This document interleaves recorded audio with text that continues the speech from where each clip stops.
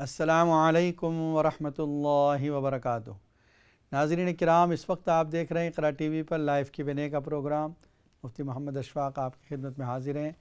अगर आपके जहन में कोई सवाल है तो आप भी स्टूडियो के नंबर पर फ़ोन करके मालूम कर सकते हैं, या आप किसी परेशानी का हल चाहते हैं तो इंशाअल्लाह कुरान और सुन्नत की रोशनी में आपके सवालात के जवाब दिए जाएंगे। एक और लाइन पर मौजूद हैं। अस्सलामु अलैकुम वरहमतुल्लाहि वबरकातुहू। जी, आप लाइन पर। अस्सलामु अलैकुम। वालेकुम अस्सलाम। मौलाना साहब, एक सवाल पूछना था आपसे। जी जी। कि कहते हैं कि जैसे ना लाइक कोई काम हो तो दवा पढ़नी चाहिए, ये पढ़नी चाहिए, वो पढ़नी चाहिए, तो जिससे भी पूछते हैं तो वो डिफरेंट बता देता है कि काम के लिए ये पढ़ें वो पढ़ें। तो वो फिर कई कह देते हैं कि भी नहीं, सारी नहीं पढ़नी चाहिए, एक ही पढ़नी चाहिए। तो इसके बारे में पूछना था। तो दूसरा, आप प्लीज मेरे लिए दुआ करें, अल्लाह ताला मेरी मुश्किल आसान कर दे। इंशाअल्लाह ज़रूर दुआ करेंगे। आमीन। अस्सलामु अलैकुम। सवाल आया था इससे पहले, शौहर की नाराज़गी का जो अमल था ये बता दिया। इसके बाद सवाल ये था कि किसी के यहाँ इंतकाल हुआ है, वहाँ जाते हैं तो क्या पढ़ना चाहिए। देखिए, मरहूम जिसका इंतकाल हो गया है उसको सवाब पहुँचाने के लिए जो भी आप पढ़ेंगे उसका सवाब पहुँचेगा। चाहे आप कुरान मजीद की तिलावत करें, कोई सा भी हिस्सा पढ़ें। अगर मुख्तसर पढ़ना है तो सूरह इखलास कुल हुवल्लाहु अहद को 3 मरतबा पढ़ लें, ये एक कुरान के बराबर सवाब हो गया। अगर कुछ आपके पास वक्त है सूरह यासीन पढ़ लें। इससे ज़्यादा टाइम है तो एक पारा पढ़ लें, कोई भी पारा पढ़ लें। कुरान की तिलावत महज अपनी जगह पर एक बहुत बड़ा सवाब है। उसके हर हर्फ पर 10-10 नेकियां मिलती है। अब अंदाज़ा करें, अलिफ लाम मीम ये 3 हर्फ हैं, सिर्फ अलिफ लाम मीम पर 30 नेकियां जमा हो गई। तो आप एक पारा पढ़ेंगी, कितने हज़ार, कितने लाख, कितने मिलियन नेकियां जमा हो गई। अगर आप कुरान नहीं पढ़ती या पढ़ नहीं सकती तो ज़िक्र कर लें, सुबहानल्लाहि व बिहम्दिही सुबहानल्लाहिल अज़ीम। तीसरा कलमा सुबहानल्लाहि वल्हम्दुलिल्लाहि वला इलाहा इल्लल्लाहु वल्लाहु अकबर। चौथा कलमा पढ़ लें। जो भी आप पढ़ें इसका सवाब उसको पहुंचा दें। हदीस में आता है कि मरने वाले को आपकी तरफ से जो सवाब भेजा जा रहा है वो पहुंच रहा है, और वो जिस तरह एक डूबने वाला तिनके का सहारा ढूंढता है, इस तरह वो छोटे छोटे सवाब को भी मोहताज हो जाता है। इसलिए आप जो भी पढ़ेंगी इखलास से पढ़ें, अल्लाह को राज़ी करने की नीयत से पढ़ें, उसको सवाब पहुँचेगा। दूसरा, आपके सवाल का एक हिस्सा ये था, क्या उसको पता होता है कि हम आए हैं। तो जी हाँ, उसको पता होता है। अगर कोई कब्रिस्तान जाता है किसी की कब्र पर, तो कब्र के अंदर जो मौजूद है मरहूम, उसको पता चलता है कि कौन आया है। इसी तरह अभी घर में है वो मैयत, अगर आप जाते हैं उसको पता चलता है कौन आया है। लेकिन अब वो अमल करने की कैफियत में नहीं, वो हिलने जुलने की कैफियत में नहीं, वो बोलने और देखने की कैफियत में, लेकिन वो समझ रहा है कौन आया है। हदीस में आता है कि जब उसको पानी से नहलाते हैं तो बहुत ज़्यादा गर्म पानी ना करो, उससे उसको तकलीफ़ होती है। जिस तरह इंसान जब ज़िंदगी में नहाता है तो मीडियम, ज़्यादा गर्म होता है तो उसको मिक्स करना पड़ता है, ठंडा करता है। ठीक इसी तरह मुर्दे को भी बहुत ज़्यादा गर्म पानी से न नहलाया जाए, उसको तकलीफ़ पहुँचती है। इसी तरह आप सल्लल्लाहु अलैहि वसल्लम फरमाया कि इसको जब लेकर जाया जाए तो इत्मीनान से, बहुत तेज़ी के साथ न ले जाएं कि इसकी लाश इधर उधर गिर रही है, ये हो रहा है, नहीं, बल्कि इत्मीनान के साथ ले जाएं। इससे उसको भी उसका एहसास होता है। एक और कॉलर लाइन पर मौजूद है। अस्सलामु अलैकुम वरहमतुल्लाहि वबरकातुहू। जी, आप लाइन पर हैं, फरमाइए। हाँ, मैंने एक ये पूछना था, क्या नाम है इसका, कि अगर जैसे मुसलसल बीमारियां परेशानियां रहती हों तो उसके लिए क्या करना चाहिए। हालांकि काफी इलाज भी चला लेकिन कोई भी शिफा के चांसेस नहीं नजर आ रहे। एक ये, दूसरा ये पूछना था कि हम जैसे नमाज की हालत में होते हैं, फर्ज में या सुन्नत में, नवाफिल में, तो सजदे की हालत में कहते हैं कि अल्लाह के बहुत करीब होते हैं, तो हम उसमें दुआ मांग सकते हैं। अगर दुआ मांगे तो किस तरह मांगे। नमाज के दौरान, नमाज के दौरान जो मतलब फर्ज पढ़ रहे हैं या सुन्नत नवाफिल कोई भी सजदा हम करते हैं, सुभान रब्बियल आला, तो उसके बाद हम मतलब दुआ मांग सकते हैं, या अरबी में मांगे या अपनी जुबान में मांगे। ٹھیک وہ ہے انشاءاللہ. کس طرح مانگ سکتے. ایک یہ، اور تیسرا یہ تھا کہ اگر جیسے بھی کسی کے ماں باپ فوت ہو چکے ہوں، جیسے بچپن میں ہی ہیں، ابھی جیسے ہوتے کہ کوئی بھی دعا کے لیے ماں کو کہتے ہیں، تو اب اگر ہمارے ماں باپ نہیں ہیں تو ہم ان کو دعا کے لیے کہہ سکتے ہیں اگر وہ اس دنیا میں نہیں، کیونکہ اچھا ماں باپ کی تو کہتے ہیں بہت جلدی سنی جاتی ہے. جی جی ٹھیک ہے تو انشاءاللہ اس بتاتے سلسلے ہیں. میں سر بتائیں. السلام علیکم. شکریہ، جزاک. ہماری ایک بہن کا یہ سوال تھا کہ ان کے جسم پر ایک دانہ نکلتا ہے اور پھر وہ بڑھ جاتا ہے، اور اس سے پہلے بھی کئی علاج کیے لیکن شفا نہیں ہوتی. آپ ایسا کریں، سورہ انعام پارہ نمبر 7 اس کی آیت نمبر 45 نمبر کی آیت ہے، فَقُطِعَ دَابِرُ الْقَوْمِ الَّذِينَ ظَلَمُوا وَالْحَمْدُ لِلَّهِ رَبِّ الْعَالَمِينَ. اس کو آپ روزانہ 41 ٹائمز پڑھیں. شروع میں آخر میں 11 مرتبہ درود شریف پڑھیں. کسی پانی پر پڑھ کے دم کر کے آپ پیا کریں، چاہے دن میں 1 سے زیادہ مرتبہ کریں تو انشاءاللہ یہ بیماری ختم ہو جائے گی. اور جو آپ کو مرہم لگانے کے لیے دیا گیا ہے اس کے اوپر بھی یہ پڑھ کے رکھ دیں، جب بھی لگائیں اس وقت بھی پڑھ کے پھونک مار دیں تو انشاءاللہ یہ بیماری ختم ہو جائے گی. ہماری بہن کا ایک سوال یہ تھا کہ جب وہ حج پر گئی تھی تو مدینہ میں لانڈری والے نے ان کا کوئی چادر، کوئی شال وغیرہ گم کر دی، جس کی وجہ سے انہوں نے اس کو ڈانٹا. بعد میں ان کو احساس ہوا لیکن دوبارہ بھی جانے پر معافی مانگنے کی ہمت نہیں ہو سکی. اب کیا کریں؟ دیکھیے، یہ حقوق العباد ہے، بندوں کا حق ہے. اللہ سے معافی مانگنے سے یہ حق ختم نہیں ہوگا. یہ حق تو اسی وقت ختم ہوگا جب آپ اس سے معافی مانگیں یا اس نے معاف کر دیا ہو. تو آپ یہ نیت کریں کہ آپ جب دوبارہ جائیں گی، نیت کریں تو اللہ جلدی لے جائے گا انشاءاللہ. اب دوبارہ جب جائیں گی جب اس سے معافی مانگیں گی، اور جب تک نہیں جاتی ہیں آپ یہ کریں کہ اس کے لیے کچھ خیرات صدقہ کر کے ثواب اس کو پہنچائیں. 10 پاؤنڈ آپ صدقہ کریں اور یہ کہیں کہ اے اللہ اس لانڈری والے کو اس کا ثواب پہنچا دے. تو جب اس کا ثواب اس کو پہنچے گا تو انشاءاللہ پھر یہ آپ کی جو غلطی ہے اس کا ازالہ ہو جائے گا آہستہ آہستہ. اور دعا بھی کرتی رہیں اس کے لیے، درجات کی بلندی کے لیے، مغفرت کے لیے اس کے لیے دعا کرتی رہیں تو انشاءاللہ آپ کی جو غلطی ہے اس کا ازالہ ہوگا. لیکن یہ آئندہ کے لیے عہد کریں کہ جس طرح کسی سے برتاؤ نہیں کریں گی، اس لیے کہ یہ چیزیں چاہے وہ آپ کی بہت اچھی چیز ہوگی، یہ چیزیں دنیا کی چیزیں ہیں، ضائع ہونے کے لیے ہیں. اگر اس سے ضائع نہ ہوتی، آپ سے ضائع ہو سکتی تھی. آپ کی سوٹ کیس کہیں گم ہو جاتی تو کیا کرتی آپ؟ تو جب آپ اپنے عمل کی وجہ سے اگر وہ لوس کرتی، گم کرتی، تو آپ اپنے آپ کو برا نہیں کہتی.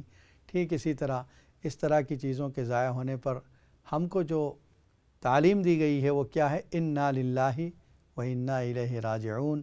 ہم سب اللہ ہی کے لیے ہیں اور ہم سب اللہ ہی کی طرف لوٹنے والے ہیں. یہ ایک چیز اگر ہماری چلی گئی ہے کوئی بات نہیں، اللہ ہم کو اس سے بہتر دے گا، اس سے اچھی کوئی چیز دے گا. اور یہ ضائع ہونا اللہ کے علم میں ہے. اگرچہ وہ مسئلے کے اعتبار سے، وہ بھی مسئلے کے اعتبار سے یہ ہے کہ اگر اس نے امانت داری کے ساتھ دھویا ہے اس کو، اور جہاں اور دوسرے کپڑے رکھتا ہے وہیں پر وہ کپڑا رکھا تھا اور پھر بھی وہ گم ہو گیا، تو یہ گویا امین ہے. آپ نے کسی کے پاس امانت رکھوائی اور اس نے سیف میں وہ چیز امانت کے ساتھ رکھی ہے، حفاظت کی نیت کے ساتھ رکھی ہے، پھر بھی اگر وہ ضائع ہو جاتی ہے تو اس پر آپ تاوان اور پینلٹی نہیں لگا سکتی، بلکہ وہ چیز ضائع ہو گئی، امانت داری کے ساتھ ضائع ہوئی ہے، اس لیے آپ اس کو اس سے ریفنڈ بھی نہیں مانگ سکتی. تو اگر اس نے وہ کپڑا دوسرے کپڑوں کے ساتھ برابر رکھا تھا جہاں اور دوسرے کپڑے رکھے تھے اور پھر بھی ضائع ہو گئی، تو اس پر اس کا کوئی تاوان، کوئی ضمان، کوئی پینلٹی بھی نہیں آتا. ایک اور کالر لائن پر موجود ہے. السلام علیکم ورحمۃ اللہ وبرکاتہ. ہیلو، وعلیکم السلام. جی فرمائیے. میں نے پوچھنا تھا آپ سے، میں نا آج سے کوئی 40 سال پہلے کی بات ہے کہ میں نا نرس تھی پاکستان میں نا، تو وہاں پہ میں انٹینسیو کیئر یونٹ کام کرتی تھی. کیا کرتی تھی؟ انٹینسیو کیئر یونٹ، جہاں پہ بہت سیریس پیشنٹ ہوتے ہیں. اچھا، ایمرجنسی. وہاں پہ ایک پیشنٹ تھا تو اس کی نا وہ ٹریکیوٹومی ہوئی تھی، وہ گلے میں جو ٹیوب ڈالتے ہیں نا سانس کے لیے، جی جی، وہ ڈالی ہوئی تھی. تو اس کو نا لیکن وہ مطلب لانگ ٹرم والا پیشنٹ تھا کہ اس کو وارڈ میں شفٹ کرنا چاہیے تھا. اچھا، وہ نا کیا ہوا کہ اس کی نا اسمیل بہت آتی تھی. تو حالانکہ اس کو آکسیجن وغیرہ کی ضرورت ہوتی تھی، ہم دیتے تھے، لیکن یہ کہ اسمیل آتی تھی نا، تو میں نے اس کو نا وارڈ میں شفٹ کرا دیا، حالانکہ کرانا نہیں چاہیے تھا کیونکہ وہ سیریس تھا، لیکن میں نے اس کو کروا دیا کہ اس کو اسمیل بہت آ رہی تھی، تو تھوڑے دنوں بعد اس کی ڈیتھ ہو گئی۔ تو مجھے نا یہ بہت مطلب اتنے سالوں سے مجھے بار بار یہ اللہ سے معافی مانگتی ہوں، میں کہتی ہوں کہ میں نے اس کو شفٹ کیوں کروایا، اس کو جا کے وہاں پہ ڈیتھ ہو گئی تھی۔ ٹھیک ہے، انشاءاللہ بتاتے ہیں، کیا کر سکتی ہوں؟ انشاءاللہ بتاتے ہیں بھی۔ السلام علیکم۔ اور ایک کال لے لیتے ہیں۔ السلام علیکم ورحمۃ اللہ وبرکاتہ۔ جی آپ لائن پر ہیں۔ السلام علیکم۔ وعلیکم السلام ورحمۃ اللہ۔ مفتی صاحب ٹھیک ہے؟ جی الحمدللہ، آپ کیسے ہیں؟ ٹھیک ہوں مفتی صاحب، میرا نا بھائی ہے، تو وہ جاب کرتا ہے نا جدھر، ادھر ایک گوری ہے، صرف وہ اس نے داڑھی وغیرہ رکھی ہے اور امامہ پہنتا ہے نا، اس وجہ سے وہ کبھی کچھ بہانہ بنا کے ان کو بولتی ہے کہ یہ ایسے بہت اس کی مخالفت کرتی ہے۔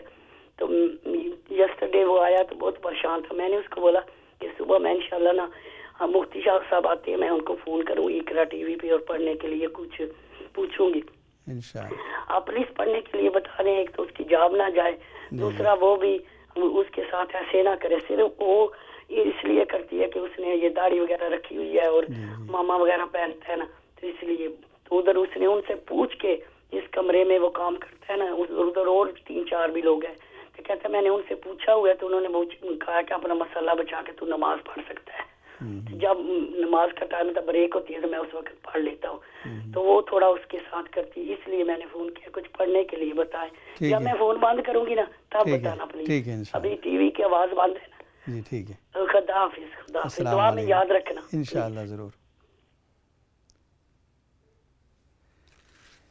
جی دوسرا ایک ہماری بہن کا سوال تھا، وہ کہتے ہیں کہ جب کوئی پریشانی ہوتی ہے تو کسی سے عمل پوچھتے ہیں تو وہ کوئی عمل بتاتا ہے، کسی دوسرے سے پوچھتے ہیں وہ کوئی دوسرا عمل بتاتا ہے، تو گویا ہر آدمی ایک الگ الگ عمل بتاتا ہے، اور پھر کوئی بعض لوگ یہ کہتے ہیں کہ ایک ہی عمل کیا جائے، دوسرا عمل نہ کیا جائے۔ دیکھیے جس طرح تجربہ کرنے والے، تجربہ رکھنے والے جو لوگ ہوتے ہیں مجربین، وہ اپنے اپنے تجربے کو بتاتے ہیں، کوئی آیات قرآنیہ کی طرف سے بتاتا ہے، کوئی اسماء الہی کی طرف سے بتاتا ہے کہ نہیں اسماء الہیہ میں اللہ کے جو نام ہیں اس میں سے کوئی عمل بتا دیا جاتا ہے، قرآنی آیات میں سے یا قرآنی صورتوں میں سے کوئی تاثیر ہوتی ہے تو وہ بتا دی جاتی ہے، تو یہ الگ الگ اس لیے ہوتا وہی ہے، یعنی سب صحیح عمل ہے، اگر قرآن کا ہے، اسماء الہی کا ہے، یا وہ دعائیں جو حدیث میں ثابت ہیں اس میں سے کوئی دعا بتائی جائے تو یہ سب عمل برابر ہیں۔ اب یہ کہ آپ جو آپ کے لیے آسان ہو، جس پر آپ پابندی سے عمل کر سکتی ہیں وہ کریں، اس میں بہتری ہے آپ کے لیے۔ پھر یہ کہ مختلف عمل میں یہ کہ ایک سے زیادہ عمل کر سکتے ہیں کہ نہیں، تو کر سکتے ہیں ایک سے زیادہ عمل، کوئی ضروری نہیں کہ آپ روک دیں، جیسے اسماء الہیہ کا عمل کر رہی ہیں آپ، یا لطیف یا ودود کا عمل کر رہی ہیں، اس کے ساتھ سورہ تحریم بھی پڑھ رہی ہیں، ٹھیک ہے، یہ دونوں عمل بھی کر سکتے ہیں۔ پھر ہماری ایک بہن کا ہمارے بھائی کا سوال تھا کہ مسلسل پریشانیاں اور بیماریاں رہتی ہیں، کئی علاج بھی کیے، اس سے شفا نہیں ملتی، اس کی کیا وجہ ہے؟ دیکھیے ایک بات یہ سمجھ لیں کہ علاج یہ ہماری ذمہ داری ہے، شفا یہ اللہ کی طرف سے ہے۔ اب وہ شفا کبھی اس دوا میں ہوتی ہے، کبھی اس دوا سے وہ شفا مقدر نہیں ہوتی، کچھ عرصے کے بعد دوسری دوا آپ چینج کرتے ہیں، یا وہی دوا جب شفا مقدر ہوتی ہے تب اللہ کی طرف سے اسی دوا میں شفا مل جاتی ہے۔ تو اس کا مطلب یہ ہے کہ ہمیں اپنا کام جاری رکھنا ہے، کوئی اگر علاج کر رہے ہیں آپ، کوئی دوا وغیرہ تجویز کی ہے تو اس دوا کو استعمال کرتے رہیں، جب اللہ کی طرف سے شفا مقدر ہوگی تو انشاءاللہ ضرور آئے گی۔ اللہ سے بھی مانگتے رہیں۔ پریشانیوں کا علاج کیا ہے؟ سب سے بہتر علاج یہ ہے کہ انسان اللہ کے سامنے گڑ گڑا کر توبہ کرے۔ تو کسی وقت آدھی رات کے بعد جب سب لوگ سوئے ہوئے ہوں، 2 رکعت خلوص کے ساتھ پڑھ کر اللہ سے معافی مانگے، اور اس کے بعد اللہ سے اپنے گناہوں کی معافی کے بعد بیماریوں سے شفا مانگے۔ کوئی قرآنی عمل، کچھ آیتیں، خاص طور پر یہ 4 آیتیں جو ہے سورہ مؤمنون کی، اس کو آپ جاری کر دیں، انشاءاللہ ہر قسم کی بیماریوں سے اور پریشانیوں سے اس کا علاج ہوگا۔ اس میں 11 مرتبہ درود شریف، 41 ٹائمز افحسبتم، یہ 4 آیتیں، پارہ نمبر 18 سورہ مؤمنون کی لاسٹ 4 آیتس، پھر آخر میں 11 مرتبہ درود شریف پڑھیں، انشاءاللہ اللہ تعالیٰ پریشانیوں سے نجات دیں گے۔ اور دوسرا جو آپ کا سوال تھا کہ سجدے کے دوران بندہ رب سے قریب ہوتا ہے، کیا اس میں ہم دعا مانگ سکتے ہیں؟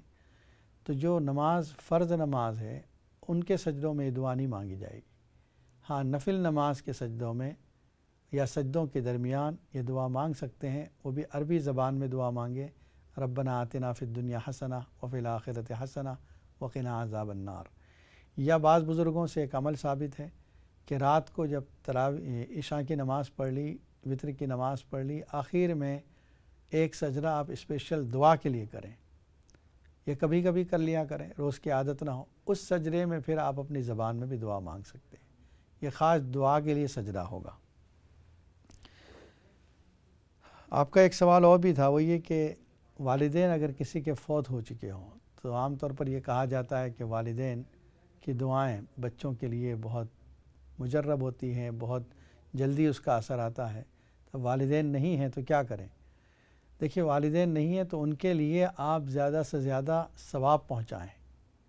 جب آپ ثواب پہنچائیں گے، ان کو جب یہ ثواب ملے گا وہ آپ کے لیے وہاں پر دعائیں کریں گے اور پھر آپ کے لیے خیر ہوگی۔ گویا آپ اپنے مرحوم والدین کی طرف سے بھی ان سے بھی فائدہ اٹھا سکتے ہیں، اس طریقے سے کہ آپ ان کو زیادہ سے زیادہ پڑھ کر ثواب پہنچائیں، تو انشاءاللہ اللہ تعالیٰ آپ کے تمام کاموں کو آسان بھی کرے گا اور ان کی جو دعائیں آپ کے ساتھ ہوگی وہ بڑھتی رہیں گی۔ ہماری بہن کا یہ سوال تھا کہ پاکستان میں وہ کسی ایمرجنسی میں ICU میں کام کیا کرتی تھی اور وہاں سے کوئی پیشنٹ کو جس کو ہٹانا نہیں چاہیے تھا انہوں نے ہٹا دیا تھا اس کی اسمیل کی وجہ سے۔ دیکھیے جو طبیب اور ڈاکٹر جو ہوتے ہیں ان کی اپنی ایک ذمہ داری ہوتی ہے، وہ ذمہ داری پیشنٹ کا علاج کرنا ہے، اگرچہ وہ اسمیل اس میں سے آ رہی ہو تب بھی آپ علاج کریں گی، اگرچہ وہ برا بھلا کہتا ہو پھر بھی آپ اس کا علاج کریں گی۔ جس کو طبی اخلاقیات کہتے ہیں وہ ایک ڈاکٹر کے لیے ضروری ہے۔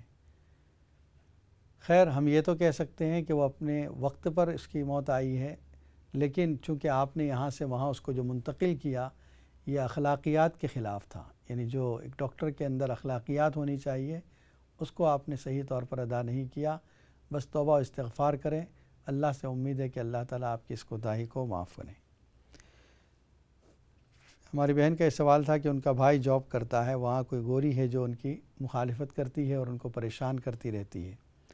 2 عمل بتاتا ہوں۔ ایک عمل تو یہ ہے کہ روزانہ جس وقت جاب پر جانے لگے سورہ آل عمران پارہ نمبر 4 چوتھا پارہ آیت نمبر 154 یہ ایک لمبی آیت ہے، ثم انزل علیکم یہاں سے آیت شروع ہوتی ہے، اس ایک آیت کو پڑھ لیں ہم، اور جب وہاں جانے لگے یعنی ڈیوٹی پر پہنچ جائے تو 3 مرتبہ درود شریف، 3 مرتبہ سورہ آل عمران کی آیت قل اللہم مالک الملک تؤتی الملک من تشاء، یہ پوری آیت قدیر یہاں تک پڑھ لیں اور پھر 3 مرتبہ درود شریف، انشاءاللہ یہ پریشانی ختم ہو جائے گی۔ اور ویسے چلتے پھرتے اٹھتے بیٹھتے وہاں پر یا رافع اللہ کا نام ہے یہ پڑھتے رہیں تو انشاءاللہ آئندہ اس طرح کی پریشانی نہیں ہوگی۔ ناظرین کرام اس وقت آپ دیکھ رہے ہیں اقرا ٹی وی پر لائیو Q&A کا پروگرام۔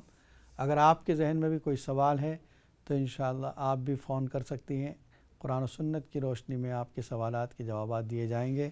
ایک کالر لائن پر موجود ہے۔ السلام علیکم ورحمۃ اللہ وبرکاتہ۔ وعلیکم السلام مفتی صاحب، کیا ٹھیک ٹھاک ہو؟ الحمدللہ، آپ کیسی ہیں؟ ہم بھی ٹھیک ہیں۔ صبح جمعہ کا دن ہے، رات کے جمعے کے لیے تو دعا کریں ہمارے لیے۔ تو باقی ابھی میں نے سنا آپ نے بتایا کسی کو سجدے کے لیے، جی جی خاص سجدہ، میں تو سجدے کا طریقہ کس طرح کرنے واسطے کون سا مشکل کام واسطے چیز باتیں جو ہے طریقہ کس طرح؟ جی آپ ایسا کریں، دوبارہ اس کو دیکھ لیں یوٹیوب پر انشاءاللہ۔ مجھے یوٹیوب کا پتہ ہی نہیں، میرے کو کرنا ہی نہیں آتا۔ کون سی بیماری والا کہہ رہی ہیں آپ؟ کسی کو آپ ابھی بتایا تھا نا سجدہ کرنے کے لیے۔ اچھا سجدے کا، ٹھیک ہے پھر سجدہ کا تو بعد میں طریقہ تو میں آپ کو بتا رہی کتنی دفعہ جب حاجت بھی آپ گئے تھے آپ نے مجھ سے پوچھا تھا آپ کے بیٹے کا نام کیا تھا، میں نے بتایا تھا اس کا نام ہے جنید احسن احمد. ٹھیک ہے اس انشاءاللہ کی بتا شادی کے لیے سال سے اوپر ہو گیا، جو وظیفے آپ دے رہے ہیں میں سارے پڑھتی ہوں. اچھا تو اس کی شادی کے لیے آپ دعا کریں. یا آپ کا مجھے پرائیویٹ نمبر مل سکتا ہے کہ نہیں؟ نہیں، آپ اگر ضروری ہے تو آپ پروگرام کے فوراً بعد اسٹوڈیو پہ فون کریں تو بات کر لیں گے. آپ اس کے لیے جنید احسن احمد کے لیے رشتے واسطے کرو، کوئی اچھا رشتہ مل جائے بیوی. دوسرا جو کام جتنے بھی کوئی کام کرنا انہوں نے چلو انشاءاللہ گئے مولانا ٹومی سے باہر گیا، ترکی گئے دوسرے سے بھیجے ہوئے. تو دعا کرو رخدار بنے، رخدار اور وسیلہ کوئی نہیں. وہ وقت بیمار ایک ہی میرا بیٹا ہے، انشاءاللہ دعا شادی کا کریں. نہیں سے نہ میرا کو پہن ہے نہ میرا کو پڑھائے. جی جی جی ماں باپ جلا اس دنیا سے چلا گیا. اللہ تو چلو اس واسطے میرے واسطے خاص دعا کرو اپنے بھی، میرے بیٹے کا کار آباد ہوگا تو ان کو اچھی نوکری ملے. انشاءاللہ ضرور دعا اسلام کریں. سے کافی نماز نہیں چھڑا، تہجد پڑھتا ہے، روزے رکھتا ہے، سارے کام وہ کرتا ہے، اسلام سے جانا. ٹھیک ہے، آپ دیکھیں پروگرام دیکھتی رہیں، انشاءاللہ بتاتے ہیں. اور ایک کالر لائن پر موجود ہے. السلام علیکم ورحمۃ اللہ وبرکاتہ. وعلیکم السلام مفتی صاحب. جی آپ خیریت سے؟ الحمدللہ، آپ ٹھیک ہیں؟ جی الحمدللہ. مفتی صاحب میرے 2 سوال ہیں. جی ایک تو یہ جو ابھی آپ نے ایک بھائی صاحب کو بتایا کہ سجدہ، جی یہ ان سوال کے دوبارہ ہے. جب انسان ہاں جی سجدہ کرتا ہے تو کیا ہمیں نماز کی طرح وہ 2 سجدے کرنے پڑیں گے، بعد میں تشہد پڑھنی پڑے گی؟ جی جی انشاءاللہ وہ بتاتے ہیں. دوسرا سوال یہ ہے مفتی صاحب کہ ہیلو جی جی آپ فرمائیے. جی جی مفتی صاحب دوسرا سوال یہ ہے کہ تہجد میں جو ہم قرآن پڑھتے ہیں جی کیا وہ رات کا شمار ہوگا رات میں، یا وہ دن کے لیے بھی ٹھیک ہے؟ کب پڑھتے ہیں؟ تہجد میں جو قرآن پڑھتے ہیں. اچھا ٹھیک ہے انشاءاللہ بتاتے ہیں. جو سورہ یاسین جی جی سب صورتیں وغیرہ پڑھتے ہیں، سب کچھ پڑھتے ہیں، اور جو وظیفہ جیسے مکان کے لیے وہ تو کیا جائے ٹھیک ہے یا نہیں؟ ٹھیک ہے انشاءاللہ یہ بتاتے ہیں. دیکھیے پہلا سوال جو تھا وہ سجدے کا طریقہ. سجدے کا طریقہ یہ ہے کہ آپ نے عشاء کی نماز پڑھ لی، وطر کی نماز پڑھ لی، 2 رکعت نفل بھی پڑھ لی ہے، تو آخر میں صرف سجدہ کرنا ہے، کوئی نماز نہیں پڑھنی ہے. صرف سجدے میں چلے جائیں، بیٹھے بیٹھے جو آپ اتحیات کی کیفیت میں ہیں اس کے بعد سجدے میں چلے جائیں اور سجدے میں پھر دعا مانگیں، اور اس کے بعد ایک ہی سجدہ کرنا ہے. سجدے سے سر اٹھا لیں، بیٹھ گئے، اس کے بعد آپ کھڑے ہو جائیں. بس سلام بھی نہیں پھیرنا ہے، اتحیات وغیرہ بھی نہیں پڑھنی ہے. اور یہ سجدہ کبھی کبھی کریں، مطلب عادت نہ بنائیں اس کو. دوسرا آپ نے سوال کیا ہے کہ قرآن پڑھتے ہیں تہجد میں. دیکھیے قرآن مجید کا پڑھنا ہر وقت یہ پسندیدہ ہے، چاہے دن ہو چاہے رات ہو. رات میں اگر پڑھتے ہیں تو چونکہ رحمت کا وقت ہے، اللہ کی رحمت قریب آ جاتی ہے، آسمان دنیا پر اللہ تعالیٰ کی رحمت ہوتی ہے.